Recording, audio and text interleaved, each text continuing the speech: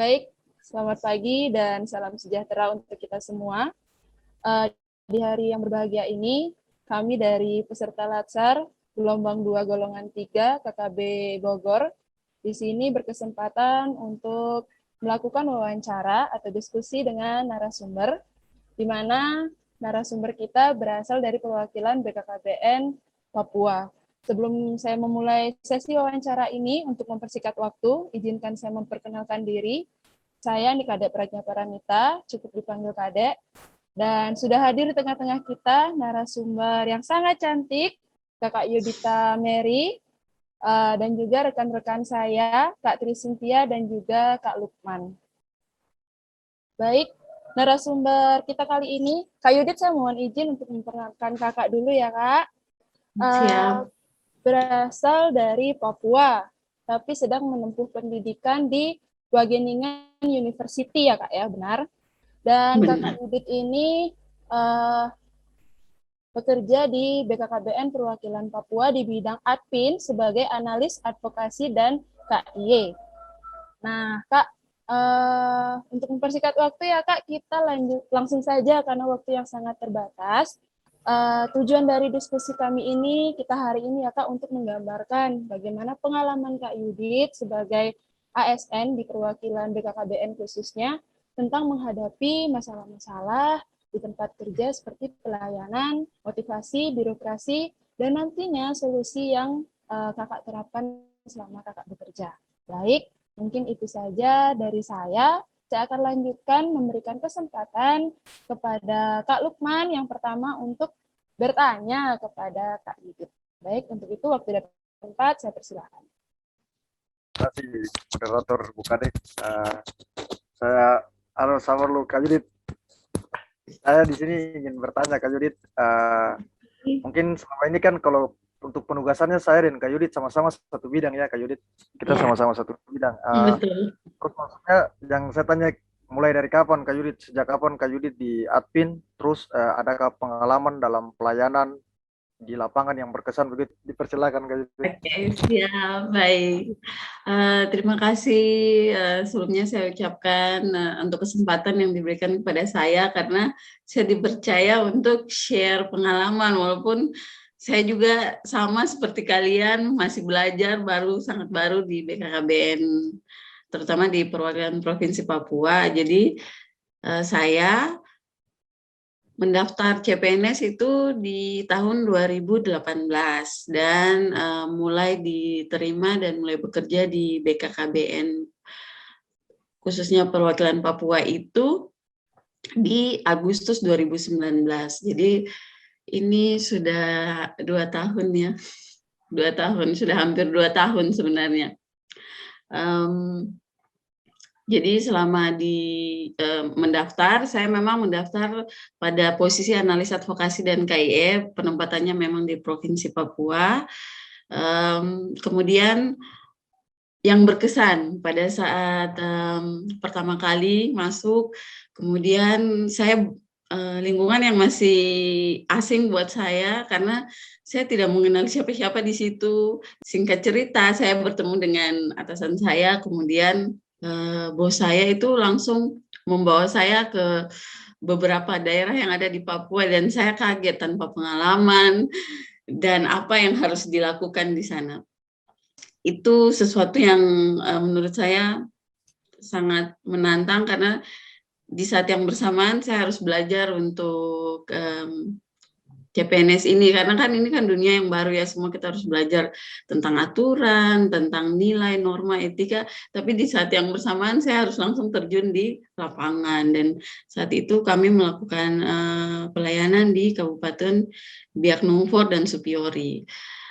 Ya, pengalaman itu sangat berkesan karena saya turun ke lapangan dulu, jadi belajarnya itu bukan lewat baca-bacaan dulu, tapi langsung praktek di lapangan. Jadi di lapangan itu atasan saya memberitahu kita kalau di sini harus begini, begini, begini, seperti bagaimana kita berkomunikasi dengan masyarakat, bahasa yang kita gunakan, kita harus menyatu dengan mereka, berusaha untuk agar maksud yang kita mau berikan kepada mereka itu tersampaikan, terutama di bagian kami itu advokasi dan KIE.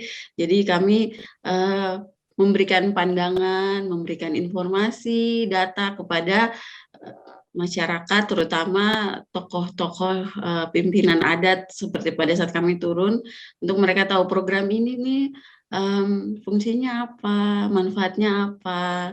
Karena kan kita tahu sendiri di daerah timur, terutama itu program dari BKKBN itu banyak yang ditolak. Karena konotasinya tuh 2 anak cukup. Padahal ya puji Tuhan ya, saya bersyukur sekali sudah dari branding, jadi kita saat berkomunikasi itu kita bisa lebih istilahnya percaya diri turun ke masyarakat. Saya seperti itu sih pengalamannya. Langsung saja Kak Yudit, tadi kan pengalamannya dari masa CPNS sampai sudah PNS pun langsung turun lapangan tuh Kak.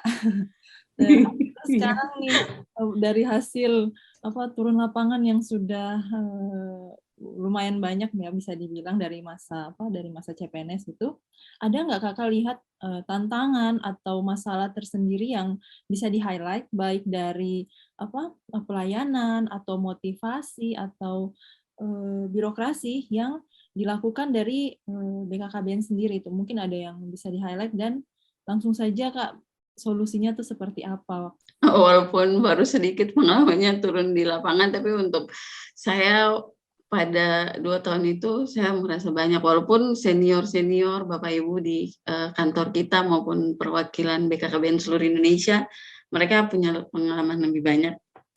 Cuman kalau saya bicara ini dari sisi komunikasi advokasi ya, karena kebetulan saya tidak menyentuh bidang lain dalam pelayanan, tapi fokusnya di advokasi dan KIE.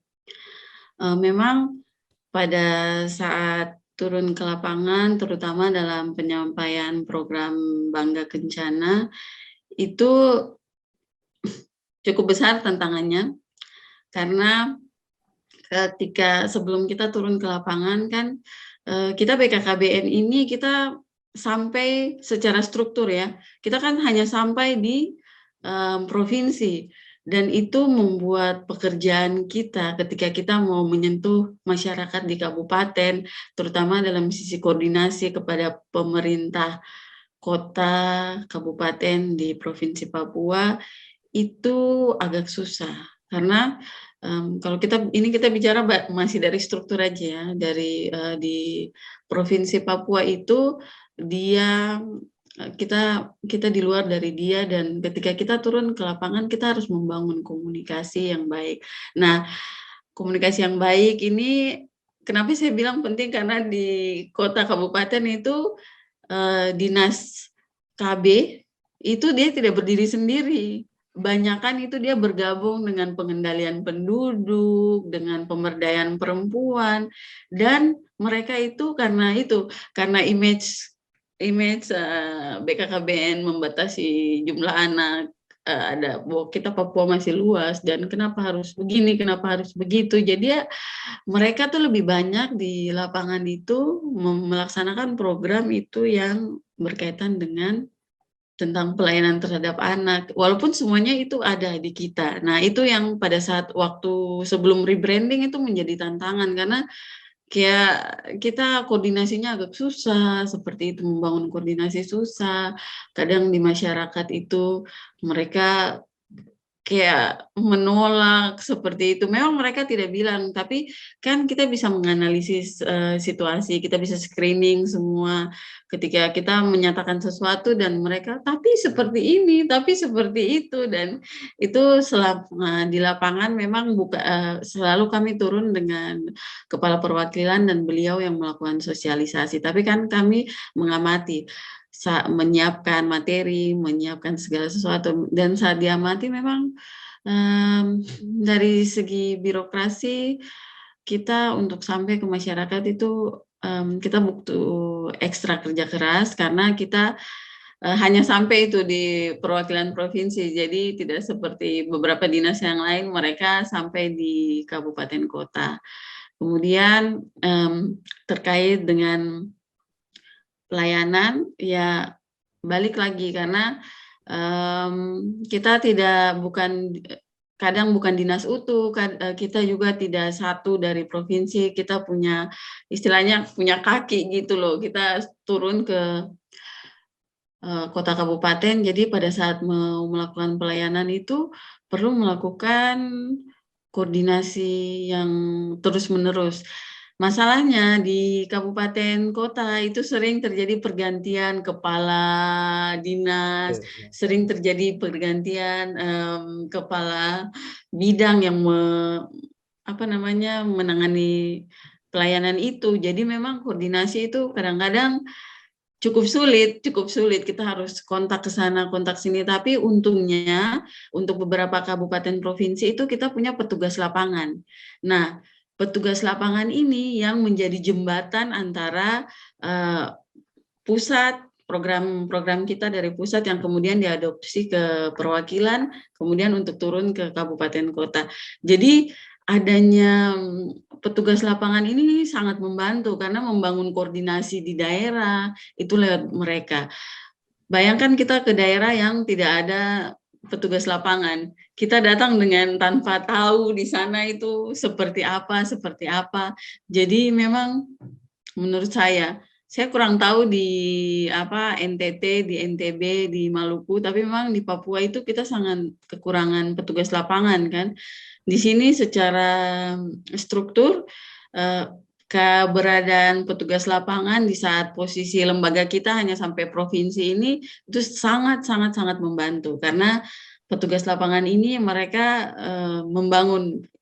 mereka bukan saja melakukan advokasi dan KIE, mereka melakukan pelayanan, segala hal jenis pelayanan dari BKKBN itu di daerah mereka, maksudnya di kota kabupaten, kecamatan dan RT RW segala macam mereka yang jadi jembatan. Jadi kalau menurut saya sebaiknya di setiap kota dan kabupaten itu ada dan jumlahnya itu harus disesuaikan dengan jumlah kecamatan yang ada. Mungkin kedepannya kita dapat membangun komunikasi dengan pemerintah provinsi. Bagusnya itu kita menyatukan visi misi kita. Apalagi kan sekarang kita program stunting sudah diserahkan kepada kita. Fokus kita kan sekarang di situ dan itu wajib didukung baik secara SDM, pokoknya secara sumber daya oleh kementerian, lembaga maupun provinsi. Jadi mungkin saya bisa ini ya Kak ya, bukan simpulin sih, intinya apa yang Kakak sampaikan bisa saya sampaikan kembali. Jadi intinya itu kita kami sebagai CPNS, Kakak yang sudah PNS, sudah berkecimpung khususnya di BKKBN ini, kita notabene sebagai pelayan publik begitu. Jadinya harus bisa memberikan pelayanan sesuai dengan tugas kita sebagai pelayan masyarakat. Dan PNS itu kan sebagai pekerjaan yang mulia, khususnya di BKKBN kita melayani masyarakat, karena kita tidak hanya bekerja untuk diri kita sendiri, seperti yang Kak Yudi tadi sampaikan, kita juga bekerja untuk orang lain. Kepuasan saat bekerja itu kan berbeda-beda. Jadinya mungkin nanti Kak Tri bagaimana, Kak Lukman bagaimana, hanya kita yang dapat rasakan nantinya. Dan juga semoga harapan Kak Yudit, harapan kita bersama di instansi BKKBN ini, entah Kakak di Papua, saya di NTT, dengan penyampaian program, pemenuhan PKB di setiap kecamatan ataupun kabupaten bisa terlaksana nantinya. Amin. Jadi saya pribadi mengucapkan terima kasih untuk Kak Yudit yang dengan perbedaan waktu yang sangat jauh, saya ucapkan terima kasih untuk saran, pesan, semua yang Kakak sampaikan hari ini. Semoga bermanfaat bagi kami bertiga untuk kelancaran kami menghilangkan C ini. Dan juga doa untuk Kakak terbaik, semoga dilancarkan untuk studinya bisa pulang ke Indonesia dengan selamat. Amin. Amin. Amin. Oke, sebelum kita akhiri, kita foto bersama dulu ya Kak Yudit ya. Saya yang ini ya, salam BKKBN ya. Oke, 1, 2, 3.